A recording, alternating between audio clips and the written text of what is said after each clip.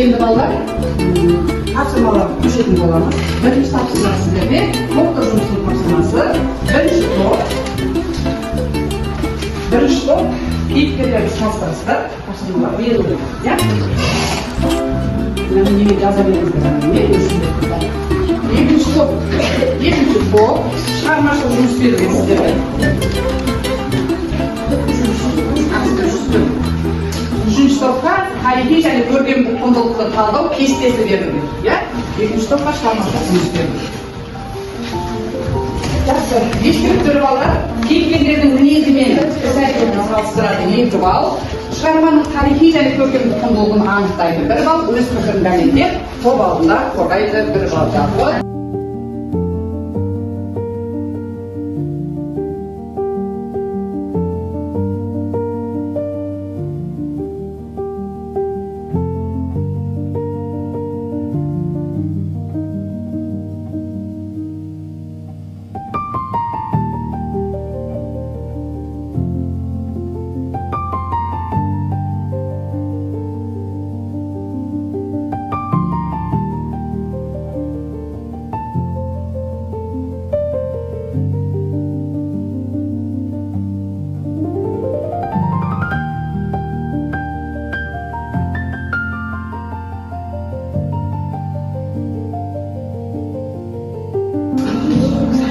Gol doğaran bağladı toplatamız, tüyü toplatamız, varlıklarınızı birliği vakşırıyla sevgilim geldi.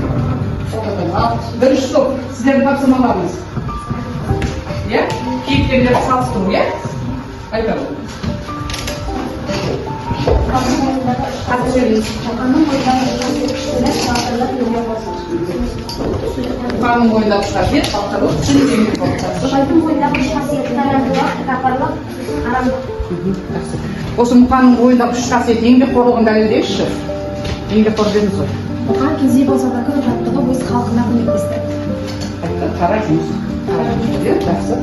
Келесі. Екеуіне де тән ортақ ұқсастықтар, екеуі де адам, екеуі де қоғам мүшелері. Жақсы.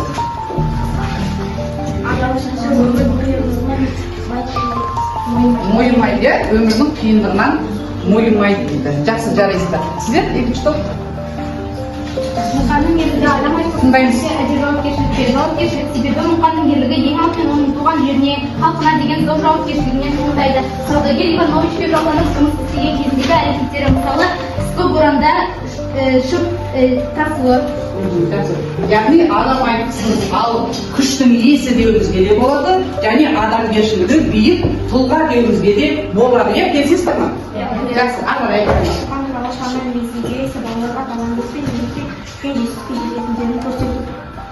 Söyleyişi. Bağlı şanların негізгі идеясы. Балаларға табандылық пен еңбекпен үлкен жетістікке жететіндерін көрсету. Жақсы. Еңбекпен, яғни қайсарлықпен, төзімділікпен үлкен жетістікке жетуге болатынын көрсетеді. Жақсы. Мұқанның ел игілігі үшін жасаған әрекеттері Мұқан ел арбасында терліктер күресіп, қазақтардың атын әлемге танытқан болатын. Ол сіздерге құрған болып, қазақтардың атын әлемге танытып, тамаша дұрыс. Қазақ халқын есімін әлемге әйгілі еткен, әлемге паш еткен болады. Жақсы, жарайсыздар. Келесі, үшінші топ беркі.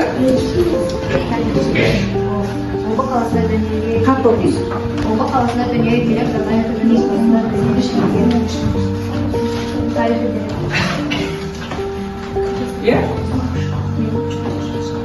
Омбы қаласында дүниеге келіп, жаңа түрін Яғни, Қажымұқанның туған жерін айтып тұрсыз, шағымада келісетін тағда.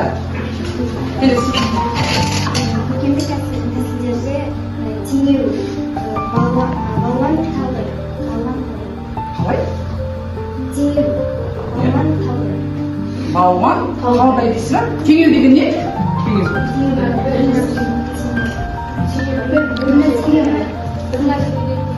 Қалай жасалады теңеу?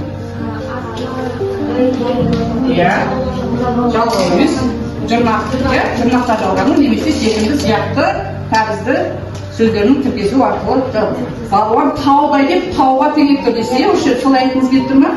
Жақсы. Келесі кейіптеу.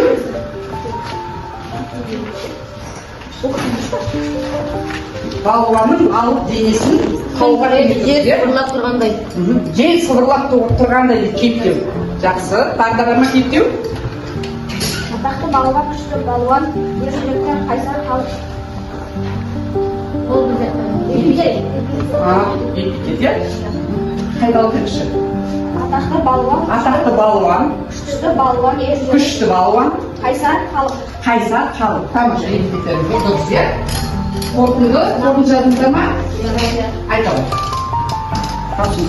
Қорытынды. Бұл шығарманың бүкіл ұрпақ үшін тарихи және тәрбиелік маңызы мұхаңның күші сабырлық болуы.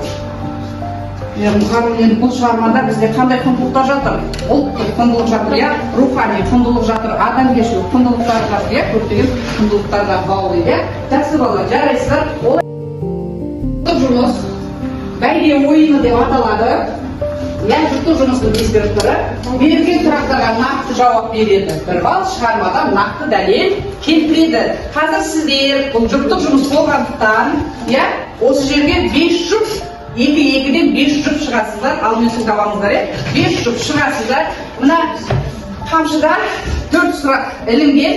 5 жұп, бірінші жұп мына екеуін ғана алады. Мына 2 сұрақты келесі екінші айналымға қойып қоясыздар, жарай ма?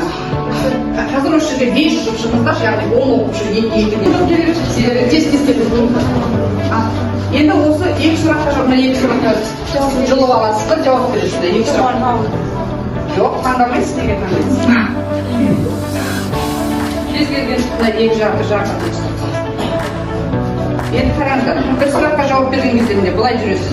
Бір адым аттайсыз, екінші сұраққа жауап берсеңіз, былай мәреге жетесіз. Жақсы ма? Тұрмайды неше адам қозғалды? 30 тұрмайды неше адам қозғалды?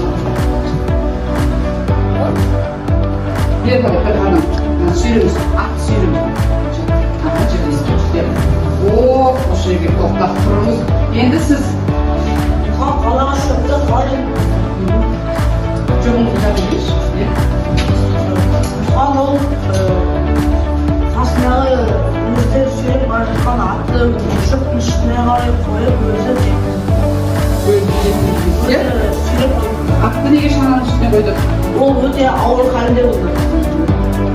Неше тұрғындар бір атты шананың үстіне, бір атты ал жары, кел, бірінші өтті мәреге, жетіп кетіп, мәреден өтті, жарайсыздар, келесі жұп.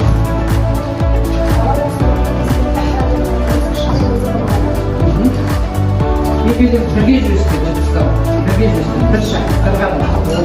Жарайсыздар, келесі.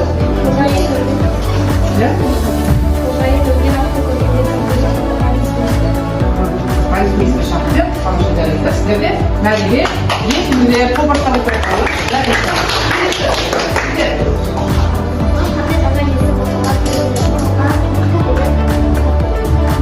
Бірнеше лақамыз болған еңгілер, 4 лақамыз.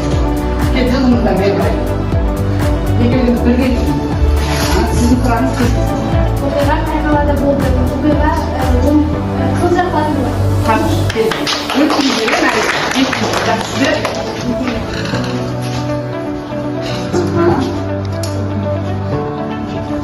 Оқимыз?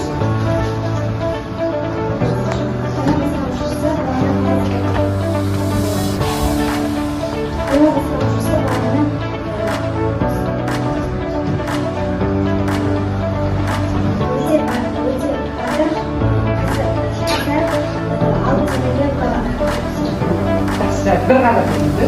Шамақ еліміз сүйреп шамаларымыз. Енді сұрақ? Балаға айна қанша бала қойды? Айна. Балаға айна 3 бала қойды. Ал мәреге сіздер еңгіздер, жарайсыздар, сіздер қанемей. Келесі бізде балалар. Шығармашылығымыз бұл жеке тапсырма. мәтін бойынша негізгі оқиғалар түсіндірсе, қазіргі өмірмен байланысты ескеріп тұр. Шығарма мазмұны біледі, тапсырманы нақты орындайды 1 балл, оқиғаға сәйкес 1-2 сөйлеммен жауап жазады, 1 балл қазіргі өмірмен байланыстырып жазады. Жеке тапсырманы әрқайсыларыңыз алдыларыңызға үлестіріп беремін. Ойлануға 1 минут беремін балалар.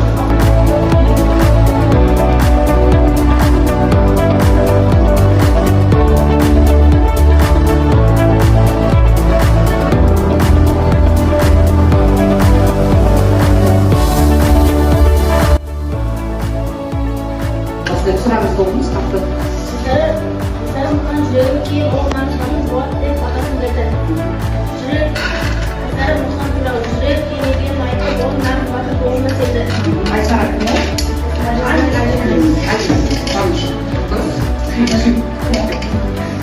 ол?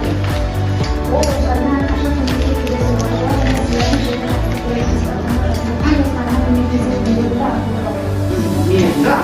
Бала, сіздерде бар ма? Мен айтайын. Қандай мұқан ешқаталасы болмайтын оның сабырлығы бәрі болғанын мұқан өте сабырлы себебі оның бала кезден басқа да жесіз халыққа және